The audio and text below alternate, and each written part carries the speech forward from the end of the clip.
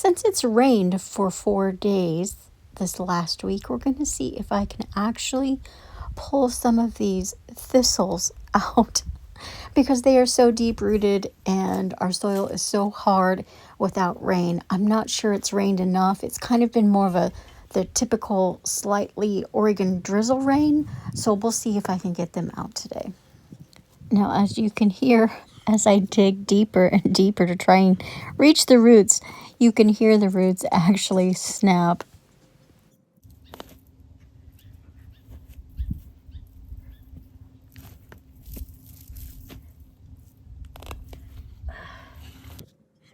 So I tried to dig out a couple more, but every time I tried to get the shovel deeper, it just wasn't working. It was just getting harder and harder to get out.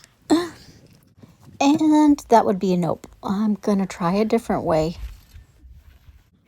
Sadly, I ran into the same problem this way. I just couldn't get the shovel into the dirt deep enough to get all the way down to the roots. I don't know if you've ever tried to pull thistle roots out, but those things are very long. One last try with the big shovel, and even jumping on it with all my weight, it is not budging. So on to plan B. So we're going to take a quick walk around and see what's still blooming in early fall. But before we do that, let's talk about thistle roots for a second. Technically, they're not really roots. They're actually stems. It's a rhizome system where they grow parallel. And if you break off the main stem without getting all of it, then it shoots like Medusa heads and it doubles up and sends you more. It sends double the weeds. So you either have to get all of the original stem plus any of those parallel stems growing from the original stem, or they all come back. And that is really hard when the dirt is not very soft. Case in point, as you can see over here, Lee and I both got the thistles out.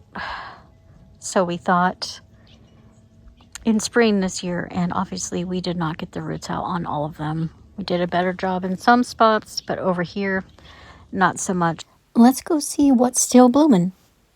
The pink cashmere superbena and the jazzberry and bubblegum supertunias still have a tiny little bit of life left. They're definitely on their last legs though. Coneflowers, candy tuft, and goldenrod are doing well from the fairy garden that we made. The cypress isn't doing so well though, my bad. I think it's because it's not getting enough water. The drip line is around the outside of the pot and it's directly in the center. So I think it just didn't get enough water. And here, the creeping rosemary is looking pretty good. It's got the tiny little blue flowers on it still. They're just about done. In the camera, they look white, but they're actually light blue, and it's so much prettier as blue. This year, I'm so excited because the coralberry actually has quite a few berries on it. It's so pretty. Unfortunately, it's not something I'm going to be able to take with me when we move, if we move. The roots, I'm sure by now, are way too big on this thing. I will be taking some of the stuff with me if we move, but if we don't move this year, by the end of this year, I think by next spring, everything, especially the hydrangeas, are going to be too big for us to dig out and take with us. So I'm not entirely sure what I'm going to take. It just depends on if and when and where we move to. But I'm definitely going to be taking quite a few roses and the statue for sure. And I can't believe how well this superbena pink cashmere is doing. It is zoned to make it through the winter for a zone 9.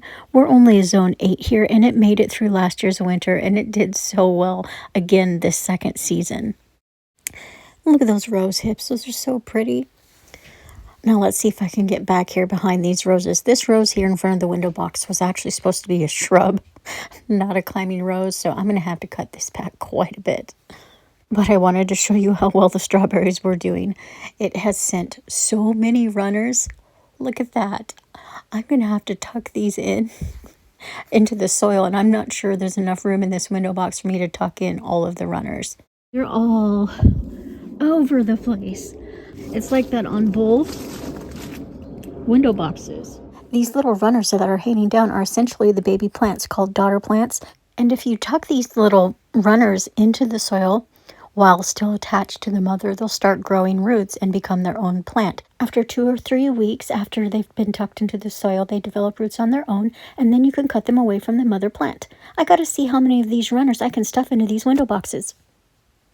Really, you can just tuck that in to the soil. Dexter, beep beeps. Tuck that into the soil and it'll start growing a new plant there. They actually get still get nutrients from the mother plant, the original plant. So it's Dexter. Oh my goodness. Anyway, I gotta fix all those runners and I'm not sure there's gonna be room for all of them. I'm just happy with how they did this year. These ones over here in the lamppost didn't do as well because mostly they were forgotten about. And so there's no drip line to them. So they didn't get watered regularly like the window boxes did. The window boxes have a drip line and this does not have a drip line, but it's amazing that any of them are alive still at all. And as you can see, there still is a couple runners on it. Well, the pollinators are making every last moment count with these blooms from the hummingbird mitt and what's left of the hardy geranium. Cosmo is always looking pretty in the fall. I love this kind. And oh my goodness, look at the hibiscus in the back. It finally got some blooms going. Look how absolutely gorgeous this is. The blooms on these hibiscus are so worth the wait. It's always the last to come up out of the ground. And it's one of the last ones to bloom too for us here where I'm at. I'm in zone 8B. But look at how absolutely gorgeous this is. The fact that there's more than one bloom all at once, yay. Apparently they're a one-stop show, and the blooms only last like a day, maybe 48 hours if you're lucky, but it's totally worth it in my opinion. Look how absolutely stunning that is. Thank you for coming along on this random Plan B adventure. Until next time, feed the pollinators for me.